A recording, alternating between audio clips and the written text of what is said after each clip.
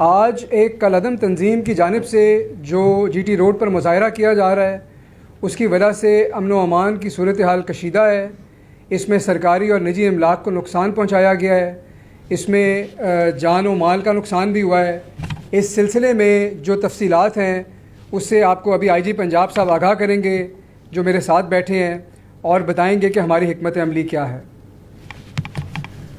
بہت شکریہ. اعوذ باللہ من الشیطان الرجیم. بسم اللہ الرحمن الرحیم.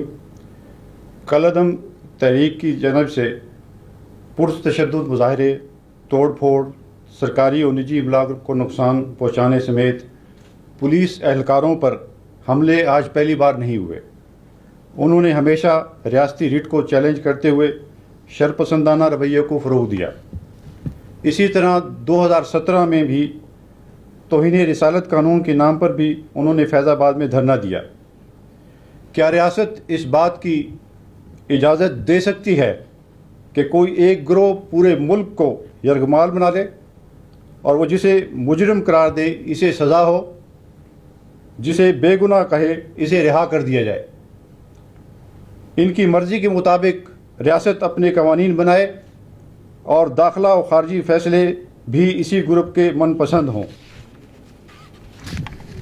اس کالعدم تنظیم نے 2 دن پہلے بھی مارچ کے دوران پولیس اہلکاروں کو تشدد کر کے شہید کیا اور آج بھی درجنوں اہلکار زخمی پڑے ہیں. آج انہوں نے پولیس پر سیدھی گولیاں چلائیں جس کے نتیجے میں 263 پولیس اہلکار زخمی ہوئے اور 4 شہید ہوئے. اس سے پہلے دھرنے میں انہوں نے 741 پولیس اہلکاروں کو زخمی کیا اور 3 کو شہید کیا. کیا یہ سب پولیس اہلکار، سیکیورٹی اداروں کے اہلکار عاشق رسول صلی اللہ علیہ وسلم نہیں ہیں؟ ہمارے نبی کریم صلی اللہ علیہ وآلہ وسلم کو تو دونوں جہانوں کے لیے رحمت للعالمین بنا کر بھیجا گیا. یہاں انہی کے نام پر عاشقان رسول اہلکاروں پر تشدد کیا گیا. ان کے نام کا نعرہ لگا کر نجی اور سرکاری املاک کو تباہ کیا گیا. ہمارے نبی صلی اللہ علیہ وسلم نے تو راستے سے پتھر ہٹانا بھی کار ثواب قرار دیا ہے. یہاں انہی کا نام لے کر راستے بند کرنے کی کوشش کی جا رہی ہے. کیا ریاست کسی گروہ کو اجازت دے سکتی ہے کہ وہ امن و امان کو سبوتاژ کرے؟ ایسا نہیں ہوگا.